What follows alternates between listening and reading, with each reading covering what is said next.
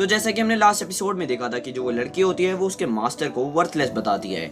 इस एपिसोड की स्टार्टिंग में हम देखते हैं जो फैंग होता है वो अपने बचपन में जो उसके मास्टर होते हैं उसे कोई चीज दे रहे होते हैं और कहते हैं कि इस चीज का तभी यूज करना जब एक मैटर हो लाइफ एंड डेथ का। वो कहता है मास्टर आपकी रेपुटेशन से इंपॉर्टेंट मेरे लिए कुछ नहीं, मेरी लाइफ तो कुछ भी नहीं है। एंड वो उस चीज को तोड़ देता है एंड हम देखते हैं कि उसके अंदर से काफी खतरनाक सी जो फोर्स होती है उसके अंदर से बाहर आ रही होती है। उसे देखकर जो दोनों एल्डर्स होते हैं वो डर जाते हैं और कहते हैं ये क्या है, इतनी ज्यादा पावरफुल फोर्स। उसके बाद में वो काफी खतरनाक पोज में उन सबके सामने खड़ा होता है जैसे कि एक बीस्ट उसके अंदर आ गया हो।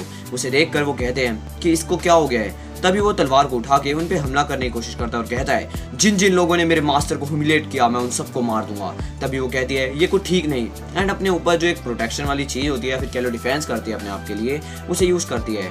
पर तभी जो हमारा चेन है वो उसके ऊपर हमला करके उसकी प्रोटेक्शन को तो तोड़ ही देता है। पर जो बाहर के सेक्ट वाले एल्डर होते हैं वो कहते हैं नहीं चेंग तुम ऐसा नहीं कर सकते। तभी वो उसे मारता नहीं है एंड जस्ट एक स्क्रैच कर देता है उसके ऊपर। उसके बाद में वो रुक जाता है। उसके बाद में जो एल्डर हैं वो उनसे कहते हैं कि वो जो एल्डर है वो इनर सेक्ट की एल्डर है। इसका मतलब कि अगर तुम उसे मार देते हो तो तुम भी सर्वाइव नहीं कर पाओगे। और तुम क्या ऐसे मरना चाहते हो? क्या तुम्हारे मास्टर ने इतना कुछ तुम्हारे को इसलिए सिखाया था कि तुम ऐसे मर सको? उसके बाद में वो कहता है पर वो अपने मन में कहता है कि नहीं वो सही कह रहा है, मेरे मास्टर की जो लेगेसी है वो कभी खत्म नहीं हो सकती। इसलिए वो कहता है रान यूज हुए, चलो कोई नहीं, मैं तुम्हारी जो जिंदगी है या फिर कह लो कि मैं तुम्हारी जान आज के लिए बख्श देता हूँ। उसके बाद में हम देखते हैं जो वहाँ के आसपास के लोग होते हैं उसे देखकर कहते हैं क्या ऐसा पॉसिबल भी है कि जो वो पैथेटिक चैन फैंग है उसने जो अपनी एनर्जी है उसका यूज किया एंड एल्डर रैन को हरा दिया। मेरे को तो लगता है पॉसिबल था बट ये है।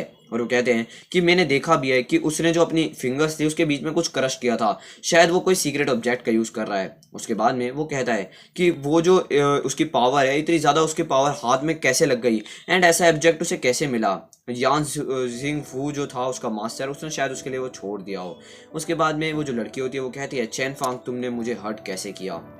उसके बाद में हम देखते हैं जो बाहर के सेक्ट वाले एल्डर होते हैं उसे कहते हैं कि चैन फांग बच के एंड उसके सामने आ जाते हैं और कहते हैं एल्डर रान तुम हार चुकी हो, तुम्हारे को जो अपना प्रोमिस है उसे फुलफिल करना चाहिए और जो चैन फांग के मास्टर हैं उन्हें बरी कर देना चाहिए सेक्ट के अंदर।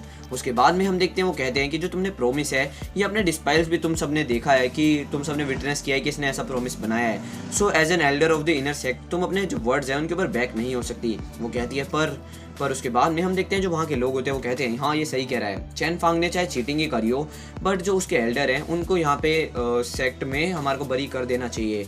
और जो एल्डर है उन्होंने ऐसा प्रॉमिस भी तो बनाया है and based on the agreement जो रान है वो हार चुकी है। इसलिए जो एल्डर है यानी कह लो कि उसके जो मास्टर हैं उन्हें सेक्ट के अंदर बरी करने की जगह मिलनी चाहिए। उसके बाद में वो कहती है ऐसा क्यों हो रहा है, और चलो कोई बात नहीं मेरे को अपने वर्ड्स के ऊपर रहना चाहिए। इसलिए वो कहती है कि चलो कोई नहीं, वो वर्थलेस फेलियर कोप्स को तुम यहाँ पे कर सकते हो बरी। और वो कहती है कि जिंग युआन सेक्ट तुम्हारे को इतनी स्पेस के लिए मना नहीं करेगा। पर अपने मन ही मन में वो कह रही होती है कि उसने जो हमारा जो यान जिंगवू था उसका मास्टर उसने अपने जीवन में काफ़ी ज़्यादा जो ट्रेजर होंगे वो निकाले होंगे एंड वो शायद उसके पोजेशंस में भी हो, तो उसकी जो एप्रियंस है वो यहीं पे रहेगी तो मैं उसके ऊपर अपना हाथ डाल के तो सारा सामान ले सकती हूँ।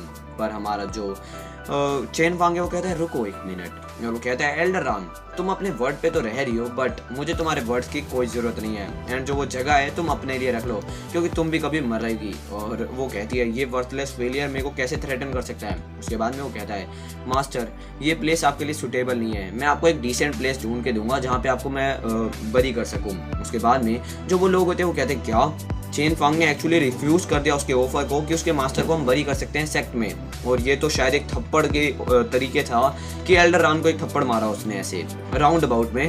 सो वो कहते हैं कि चेन फांग जो है वो उसने क्या ही चीज़ कर दी, उसने काफ़ी ज़्यादा इंसल्ट कर दिया रैन को बट हमारे को क्या। और वो कहते हैं कि वो जो फेलियर है वो इतना ज़्यादा बोल्ड कब से हो गया। उसके बाद में जो वो लड़की होती है वो कहती है कि चेन फैंग तुम्हारी लाइफ तुम्हारे सीक्रेट मैं तुम्हारा सब कुछ छीन लूँगी। एंड अब हम देखते हैं काफ़ी टाइम बीत जाता है और जो हमारा चेन फांग होता है वो अपने मास्टर की जो ग्रेव होती है उसके सामने बैठा होता है और कहता है मास्टर आपने मरने से पहले मुझे इंस्ट्रक्ट किया था कि मैं आपकी ग्रेव के पास 5 सालों तक बैठा रहूं and at the same time मैं अपनी कल्टीवेशन को भी करते रहूं with the use of palm leaf sculpture. So मैं अपने प्रोमिस को निभा रहा हूँ। एंड वो कहता है पाम लीव स्क्रिप्चर एंड अपनी जो कल्टीवेशन होती है उसे करने लगता है। और thank you so much for watching this episode but episode खत्म हो जाता है। तो अगर तुम्हें अगला एपिसोड चाहिए तो कर देना इस वीडियो पे 30 कमेंट्स। तो मिलते हैं नेक्स्ट वाली वीडियो में, तब तक के लिए सायोनारा।